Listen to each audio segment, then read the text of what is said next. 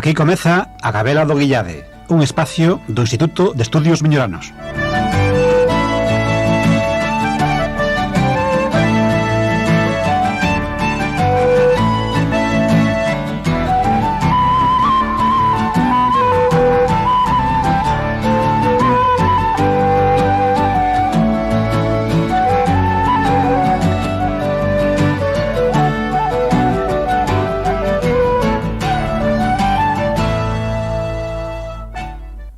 Bueno, pois como ainda queda unha sesión de teatro en Gondomar nese ciclo que remata esta semana, queremos que o Concelleiro de Cultura nos faga unha invitación a todo Valmiñor. Bueno, pois o Grupo Vento de Vigo cerrará esta mostra de outono do Concello de Gondomar que se veu desenrolando no Auditorio Municipal a partir da noite, non? Este é un grupo fundado no ano 85 e ten un impresionante currículum apoiado por 10 obras teatrais en escena. Desde a súa fundación, entre elas destaca o señor Rin, gañadora do primer certamen de teatro xoven de Lugo no ano 93, que matou a Mari Lauri, primer premio do segundo certamen do Teatro de Cidade Reinosa no ano 97, non? E Nuno Mar vai representar a obra Papá Namás Tambén, basado nunha película italiana de Mario Monicelli, non? Con eles, digamos que cerramos esta mostra. Esperamos que o público de Gondomar e Valmiñor pois vayan despedila, non? E o precio sigue sendo simbólico, non? 250 pesetas nada máis, non? Como sempre. Moi ben, gracias. A vos. Moi ben, pois logo de escoitar esta invitación do Concelleiro de Cultura de Gondomar para asistir a mostra de teatro, arrancamos a nosa Gabela do Guillade. Antes de nada, saudamos o resto dos membros. Bos días, Carlos Meixome. Hola, bo día. Hola, María Xosé. Hola, bos días. E como non, a Juan Antonio González, persoa que ten investigado intensamente e publicado os seus traballos sobre un período un pouco negro da nosa historia.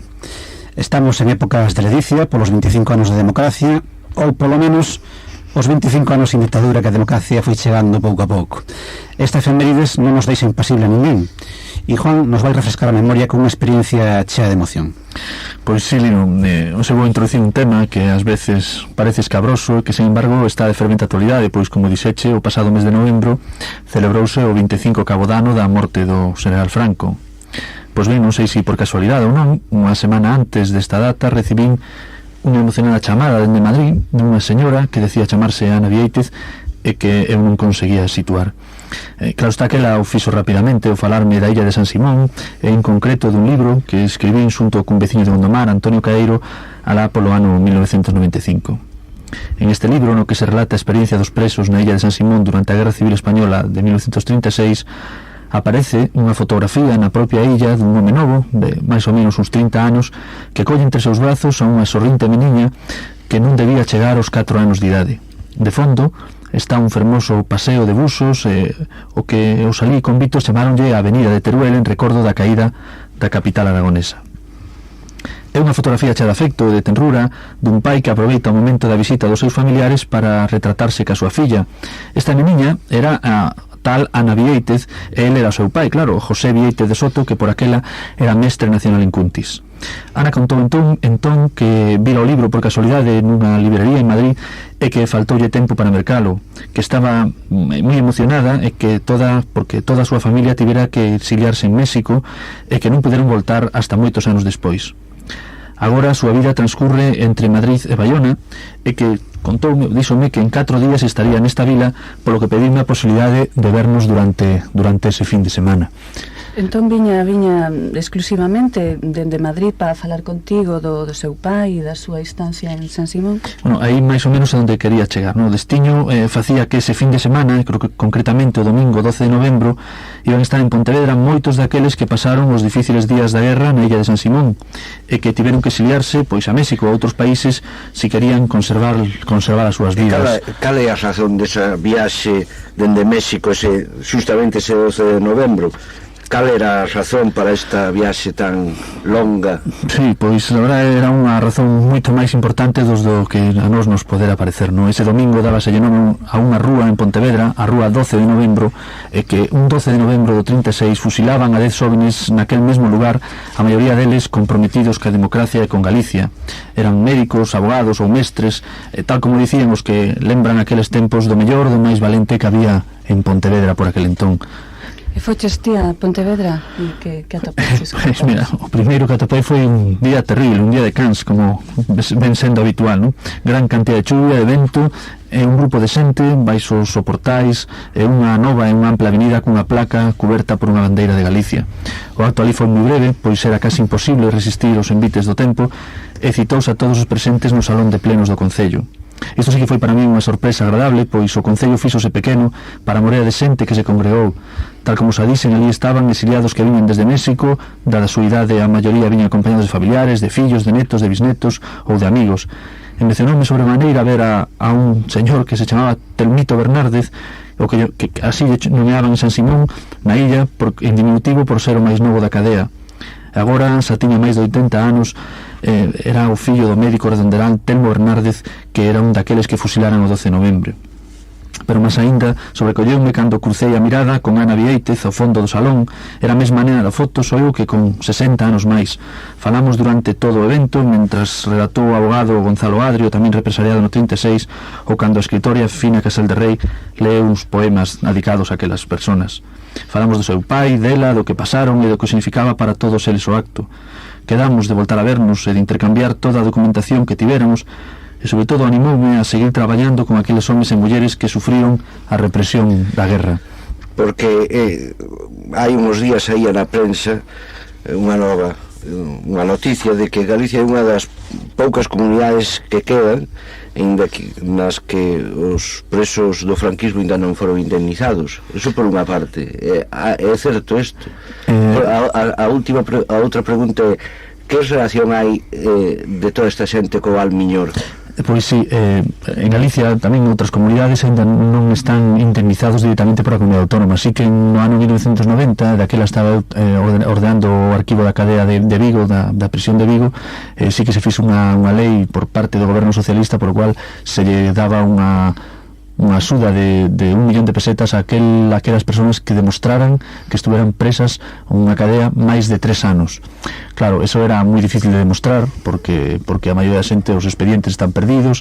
Bueno, lembro que cando estaba no arquivo, pois, bueno, ali encontrei cantidad de expedientes que fun pasando a diferentes familias e os abogados, e que sí que o conseguiron. Ahora se están dando diferentes comunidades autónomas, en 1995 Navarra, ahora está Madrid, Cataluña e Asturias, que están facendo unhas novas axudas para estas persoas que estuveron tanto tempo presas. Bueno, eles decían que a compensación económica non tiña casi ningún significado para eles, pero o que realmente para eles era importante era que se recoñecera que estuveron presos e que foi un recoñecemento especial para eles. Así que en Galicia en este momento aínda non hai nada disto. Esperemos que pronto haya, non? A relación de Val Miñor, que me preguntabas para finalizar, bueno, pues a relación estableceu esa nena, se ha convertido en muller que, tal como dicen, vivía entre Madrid e Bayona.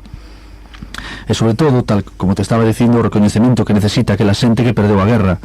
Un sinxelo acto de apertura dunha rúa fixo que máis de 50 personas viñeran desde México a Pontevedra.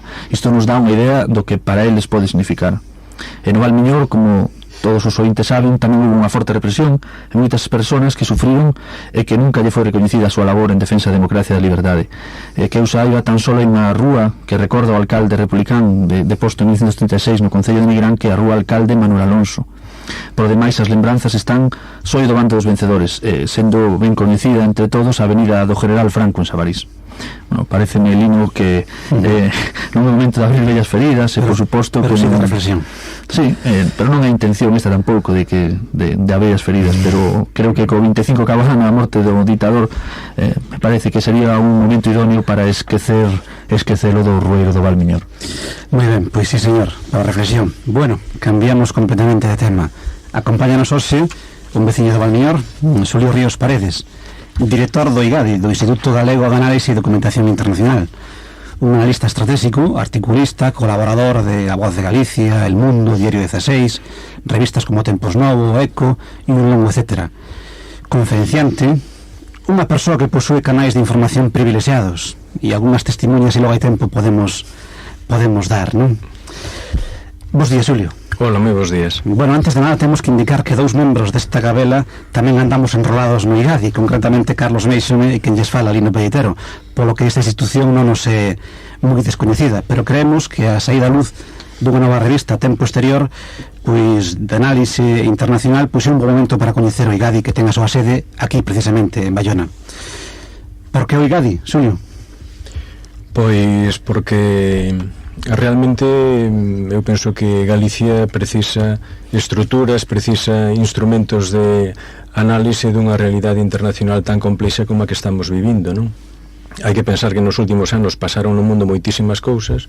Estamos vivindo unha nova inflexión dos tempos, un cambio de civilización, como anuncian moitos, e realmente desde Galicia necesitamos seguir de cerca que é o que está pasando, que é o que está acontecendo, e ao mesmo tempo procurar pensar todo o que está pasando desde aquí con unha perspectiva propia, procurando, como intentamos facer desde o IGADI, deseñar estrategias, establecer de alguna maneira guías para a acción que permitan a Galicia situarse nese contexto internacional tan cambiante dunha maneira adecuada e dunha maneira que permita, ademais, mellorar posicións ao conxunto da nosa sociedade, non? Esa é a idea básica do Instituto, é dicir, analizar o mundo desde aquí e proxectar a Galicia no contexto internacional. Internamente, como está organizado o IGADI? Que seccións, que servicios presta a sociedade? A quen presta eses servicios? Quen demanda ese servicio? Ben, o IGADI é un proxecto novo relativamente, é dicir, leva 10 anos funcionando, e este tipo de cousas pois todos sabemos que van pouco a pouco, lentamente, porque realmente os apoios das institucións non son todo o que deberán ser. E se vemos no noso redor, vexamos en Portugal ou vexamos noutras partes do Estado, iniciativas similares levan moito tempo coallar, non? A pesar diso, a pesar desas carencias, desas dificultades inherentes a este tipo de proxectos, o certo é que o IGADI ten desenvolvido nestes anos un traballo inmenso, e debo dicirlo eu inmenso, e nese sentido hai áreas de traballo, hai seccións, hai áreas de traballo que están moi delimitadas, non? Por exemplo, un ámbito preferente do noso estudio non podía ser de outra maneira a acción exterior de Galicia, é dicir, pensar o que debemos, que tipo de estrategias debemos de poñer en marcha en Galicia para que Galicia se proxecte no exterior. E esa acción exterior está pensada, hai acción exterior por parte das institucións? Sí, evidentemente, hoxe prácticamente todo tipo de instancias públicas ou privadas necesitan desenvolver unha acción exterior. Falemos de empresas grandes ou pequenas, falemos de concellos, falemos de administración, de administracións públicas como a propia Xunta de Galicia, necesitan desenvolver unha acción exterior, porque evidentemente Galicia non pode desenvolver moitas das súas propias competencias que como comunidade autónoma ten se non contempla o aspecto exterior no seu tipo de traballo. Pensemos no tema europeo ou pensemos incluso en sectores tan decisivos para o noso país como é a pesca. Evidentemente, se non, por exemplo, estudiamos cales son as posibilidades que Galicia ten nun contexto africano, na área de expresión portuguesa, poñamos por caso, evidentemente podemos estar perdendo moitas oportunidades. Por eso, desde o IGADI que se fai é chamar a atención sobre este tipo de cousas, non, sobre a necesidade de pensar o exterior desde unha perspectiva propia, non? E nese sentido, por exemplo, en relación á acción exterior en concreto, o programa cuatrienal de acción exterior da Xunta de Galicia foi en parte elaborado co apoio do propio Instituto, non? E hai pois toda unha serie de estudios que se fan habitualmente, pois por exemplo, sobre o papel dos consulados en Galicia. Teñen algún papel, cales son as súas características, en que medida unha acción exterior galega debe ou pode apoiarse nos consulados, etcétera, etcétera, non? Pero o fundamental é definir estrategias, non? E nese sentido aínda necesitamos establecer equipos de traballo que afortunadamente co apoio sobre todo da Facultade de Ciencias Políticas de Santiago se van consolidando, se van conseguindo, e pensamos que, bueno, que pouco a pouco conseguiremos establecer esas bases comuns de actuación de Galicia no exterior. Sí, esta acción exterior institucional da que falabas, que, bueno, sobre todo desde a Xunta de Galicia, a través de programas como o Programa Bolívar ou FIOGA, isto realmente ten algunha algo que vai repercutir positivamente pois nas relacións entre Como ves ti estes programas que están surdindo ahora? Eu penso que son programas necesarios, son programas indispensables, non? Teñen diferentes contidos, hai aqueles que son de contido económico, empresarial, etcétera, que poden ser máis ou menos eficaces, máis ou menos oportunos. Quizás non sei a persona máis idónea, non son empresario, non teño experiencia no traballo empresarial, pero a mí me parece que todo aquilo que desde a administración se poida facer para incentivar a apertura ao exterior do noso empresario, das nosas universidades, das nosas organizacións non gobernamentales, da sociedade civil no seu conxunto, a mí me parece que é enormemente positivo e moi necesario. Mira, e Tempo Exterior, que é o que pretende? Como suscribirse e donde se pode mercar? Ben, Tempo Exterior responde basicamente á idea inicial do IGADI, non? O certo é que nós viñamos a publicando Tempo Exterior nun formato un pouco diferente, moito máis sencillo, desde hai 3 anos, tratando de facer algo que consideramos importantísimo, que é sensibilizar a determinados axentes da nosa sociedade para que se interesen polo mundo, para que pensen o mundo desde aquí, non? E nese sentido o Tempo Exterior é un espello en boa medida do noso traballo, é dicir, da análise que nos facemos dos problemas que acontecen na sociedade internacional contemporánea. Por outra banda, hai un obxectivo fundamental da revista, que é crear as bases dun entendemento sociopolítico en Galicia para abordar o exterior. Unha idea bella do IGADI é a de que necesitamos unha alianza por Galicia no eido exterior, necesitamos, por así decirlo, e entre comillas, unha política de Estado no eido exterior. A acción exterior que se desenvolve en Galicia é a acción do goberno, pero hai moitos partidos políticos que teñen responsabilidades do goberno que non teñen pensado o exterior.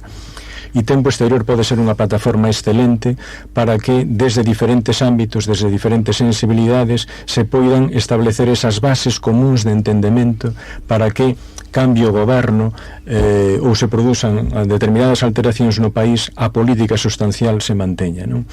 E hai un terceiro obxectivo básico da revista, que é empezar a teorizar o exterior desde Galicia, non? Tratar de crear un pensamento exterior propio, definir cales son as liñas estratégicas da acción exterior de Galicia, é dicir, debemos estar no Mercosur e por qué, e dentro de que parte do Mercosur, porque somos un país pequeno con 3 millóns de habitantes, debemos estar en Portugal e por qué, como, de que maneira, pensalo e non deixarnos levar un pouco pola corriente. Eses son os 3 obxectivos que a mí me parecen fundamentais de Tempo Exterior. Hai que decir que a revista ten moi boa acollida, os colaboradores son todos moi bons. Hai que decir que a coordinación editorial é cousa de Lino, que está aquí con nós, que hoxe nos acompaña, e a acollida realmente é excelente, e pensamos que, bueno, que é unha revista que ten moitísimo futuro, moitísimo futuro. Bueno, Xulio, quizá o tempo, como sempre, nos vai ir en riba e nos queda pouco tempo para falar de cuestións xa de máis de pensamento global, que unha persoa pois tamén informada por a ti, como a ti, pois podría ilustrarnos agora, non? Quizá noutro momento, porque hoxe o tempo se nos foi en riba e unha mágoa non poder ter máis tempo. Agradecemos a túa presencia aquí no estudio de Onda Cero e agardamos poder contar contigo noutra ocasión. Como non, cando queirades. Enhoraboa polo programa. Gracias.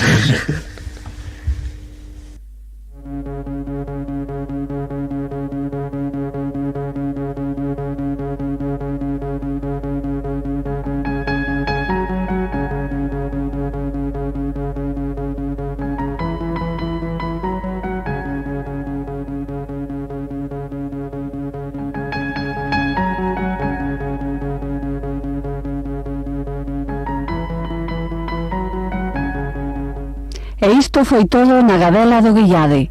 Agardámosvos o vindeiro xoves.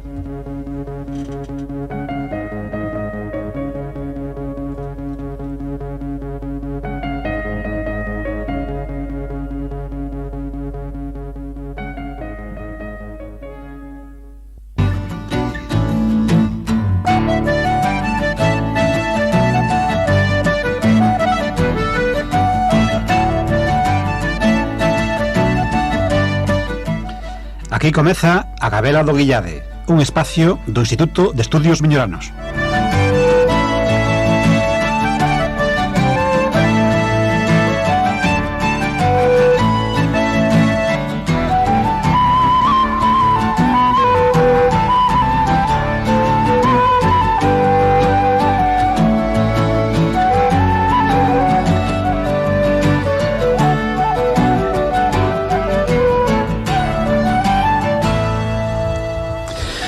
Bos días. Achegámonos a datas que para moitos teñen unha connotación moi especial, familiar, persoal e humana. Non temos a intención de adentrarnos no tema das festas do Nadal, senón que tomaremos un camiño alternativo. Hoxe, imos falar do galego e dos nomes galegos. Algún pensador dixo que unha lingua é unha obra de arte que recolle aportacións múltiples, de culturas, de xeneracións, e a lingua propia de Galicia, o galego, non está precisamente no seu mellor momento. Requiere cuidados, atencións, que outras linguas máis fortes non precisan. Quizáis por isto, hoxe queremos dar conta dunha iniciativa a respecto da lingua galega, a dos nomes das persoas nacida no equipo de normalización lingüística do IES Escolas Proval. Para falar desta iniciativa, temos con nós a Bieito Legaspi, profesor de galego neste instituto. Bos días, Bieito. Hola, que tal? Tamén saludamos de paso xa ao resto do equipo titular. Bos días, Juan, Carlos e María José. Hola, bos días. Bueno, pois comenzamos. Que é iso dun equipo de normalización lingüística? Ben, eu entendo que un equipo... Para min, un equipo de normalización lingüística é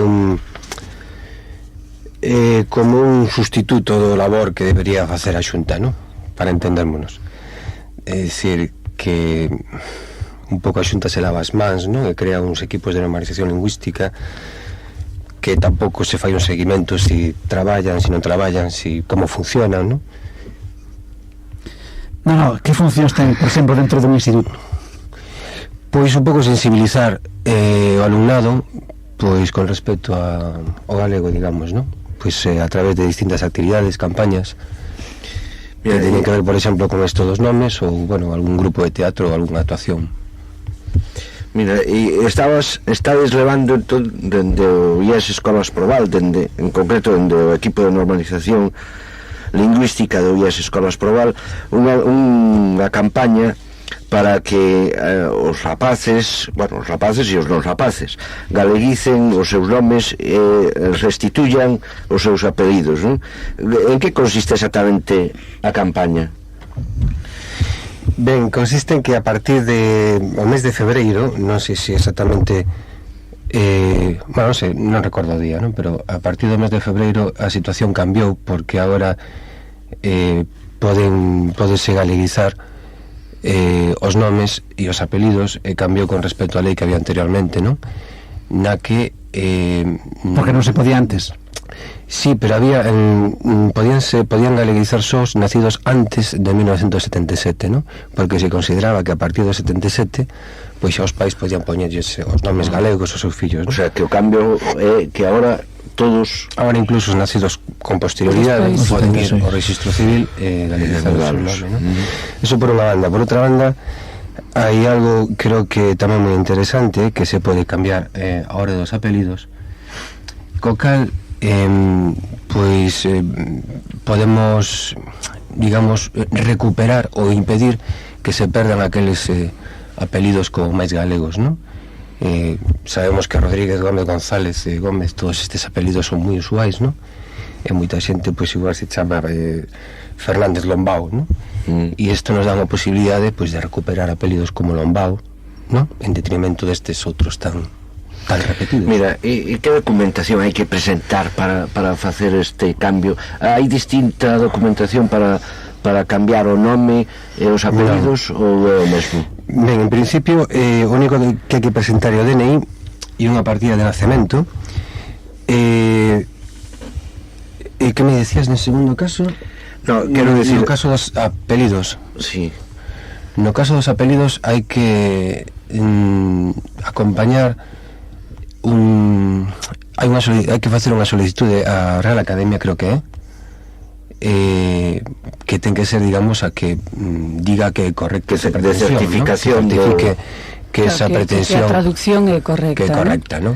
E logo ainda ten que ser un xuiz o que, bueno, ya visto o final. E hai que no caso dos apelidos. Nos apelidos non hai que presentar algunha certificación literal de nacemento? Sí, a partir de nacemento sempre. Sempre. Eu considero que sempre, non sei penso que non hai diferenciación nese sentido. Vos que traballades en, bueno, que dices que traballades en escolas Proval, a maioría da xente que está ali, bueno, a maioría non, todos os que están de alumnos, polo menos, son menores de 18 anos. Isto ten algún convite, o sea, por súa parte, ten que ter permiso dos pais. Por outra banda, facedes algún tipo de campaña entre estes alumnos para que os pais podan, bueno, pois acollerse a estas modificacións? Si, estamos iniciando a campaña mediante cartas que, bueno, que van exactamente dirixidas aos pais, ¿no? Precisamente por isto, porque son menores, ¿no? E no caso dos menores teñen que ir, segundo consultamos, acompañados de pai e nai, de ambos os dous, ¿no? O sea, para mudar o nome ou o apelido dun menor ten que ir o pai e a nai con el, ¿no? Eso é. E a onde teñen que ir? O registro civil. O registro civil. E con iso xa é suficiente. Levar o DNI e a partida de nacemento que xa lle dan no mesmo registro civil, e non hai que cubrir tampouco ninguna solicitude, e xa fan ali no momento, ¿no? O sea, no registro civil de Gondomar, de Bayona, de Nigrán, acudes co DNI, o rapaz acude cos seus pais para que legitimen ese cambio e fan o papeleo, ¿no?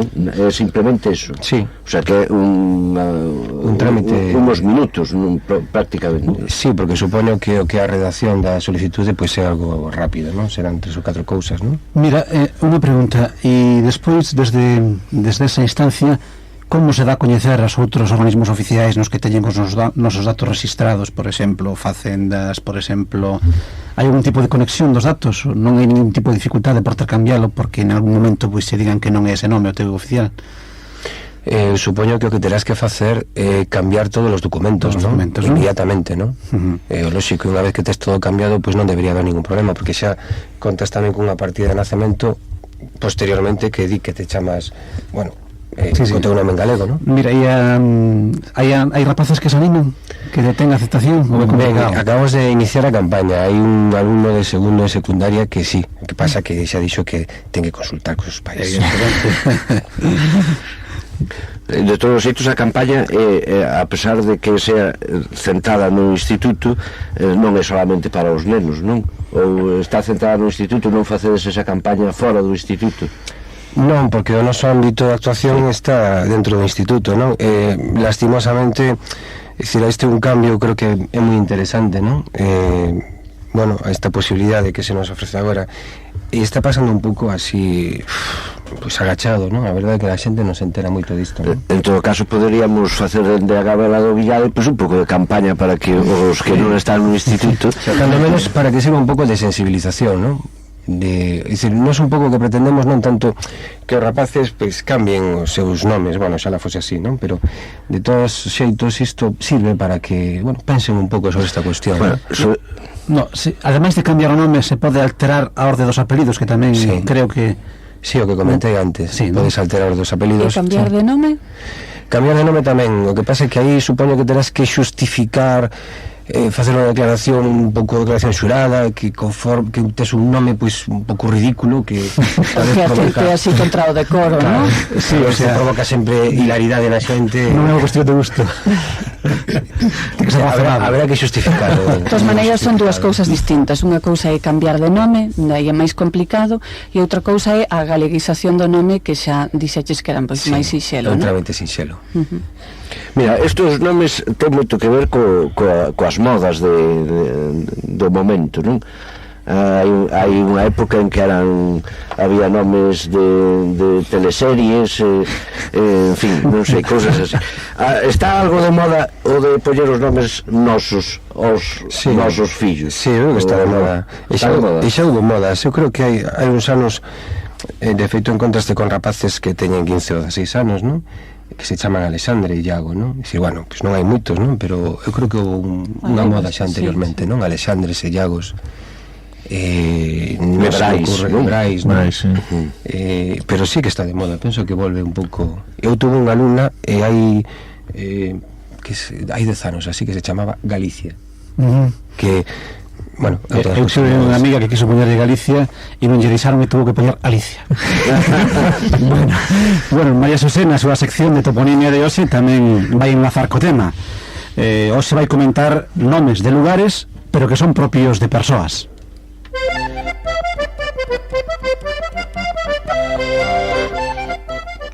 O recuncho dos nomes.